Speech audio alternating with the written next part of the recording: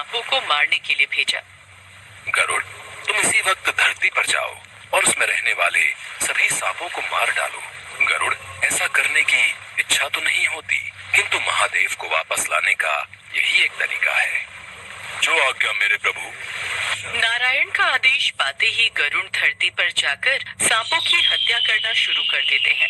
गरुड़ का ऐसा आक्रमण देख सभी सांप बहुत घबरा जाते हैं और वो अपने प्राणों की रक्षा हेतु अपने नाग देवता वासुकी के पास जाते हैं और उन्हें गरुड़ के अत्याचारों के बारे में बताते हैं। ये सुनकर वासुकी चिंता में पड़ जाता है और सभी सांपों को उनकी रक्षा करने का आश्वासन देकर स्वयं ओम नमः शिवाय का जप करते हुए कैलाश की ओर प्रस्थान कर जाता है। ओम नमः शिवाय, ओम नमः शिवाय। आपके ध्यान में विघ्न डालने के लिए मुझे क्षमा करें प्रभु, लेकिन इस वक्त हम नागों को आपकी सहायता की आवश्यकता है। वासुकी, तुम हमारे प्रिय भक्तों में से हो, कहो आज किस उद्देश्य से तुम्हारा कैलाश आना हुआ?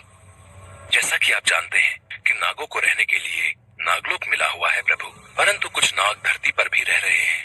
न जाने क्यों गरुड़ उन सबका अंत करने पर तुला हुआ है। कृपा करके उनके प्राणों की रक्षा करें प्रभु।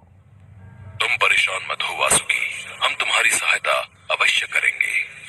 महादेव से आश्वासन मिलते ही वासुकी कैलाश से प्रस्थान कर धरती पर गरुड़ से लड़ने पहुंच जाता है। दोनों ही अपने असली रूप में आकर एक दूसरे के साथ आक्रमण शुरू कर देते हैं। दोनों पूरी जान से एक दूसरे पर प्रहार करना शुरू कर देते हैं, मगर गरुड़ का वार वासुकी पर भारी पड़ता है और वो वासुकी को बुरी तरह घायल कर देता है। तभी महादेव को याद करते हुए वासुकी कहता है, हे प्रभु, हे महादेव, अपने भक्त की रक्षा करो प्रभु, मेरे प्राणों की रक्षा करो।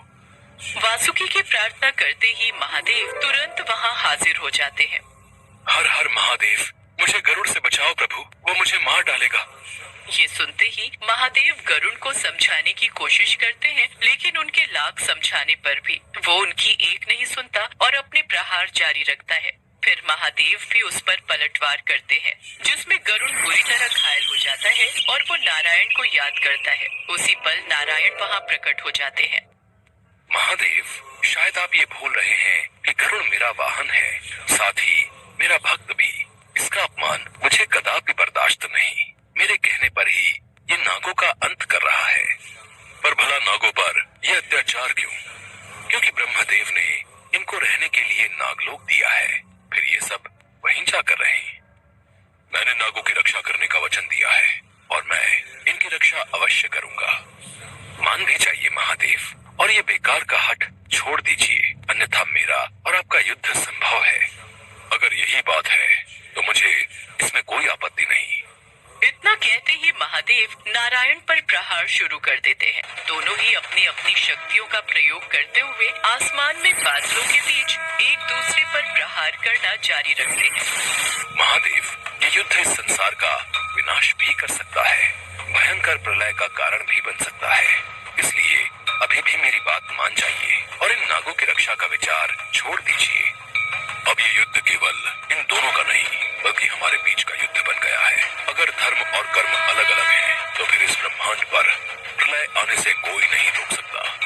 इतना कहकर महादेव युद्ध जारी रखते हैं। आसमान में बिजलियां कड़कने लगती हैं, ज्वालामुखी फूटने लगती है, धरती कांपने लगती है, चारों ओर भयंकर तूफान चलने लगता है। ब्रह्मांड में सभी देवी देवता घबरा जाते हैं। धरती पर जानवरों और प्राणियों में हाहाकार मच जाता है। महादेव के प्रहार से नारायण पहाड़ से नीचे की तरफ गिर जाते हैं और इस तरह युद्ध और प्रचंड हो उठता है। अगर महादेव और नारायण जल्द शांत न हुए तो निश्चित ही सृष्टि का अंत हो जाएगा। तो आप ही इस युद्ध को रोकने के लिए कुछ कीजिए ना ब्रह्मदेव। जब तक शिव जी स्वयं अपने वैराग्य से बाहर नहीं आते, तब तक उनका गुस्सा कोई शांत नहीं कर सकता। उधर महादेव और नारायण का युद्ध जारी रहता है। फिर अचानक ही नारायण महादेव का कंठ पकड़ लेते हैं, जिस वजह से महादेव बेहद क्रोधित हो जाते हैं और वो नारायण पर अपने त्रिशूल से वार कर देते हैं। किंतु जैसे ही वो वार करते हैं, अचानक से उनका हृदय बेचैन होता है। अरे, ये मुझसे कैसा अनर्थ हो गया, अपने ही आराध्य पर त्रिशूल चला दिया। इतना सोचते ही वो नारायण से क्षमा मांगने लगते हैं। हे भगवान, हमें क्षमा करें, हमसे बहुत बड़ी भूल हो गई जो हमने अपने ही आराध्य पर वार किया।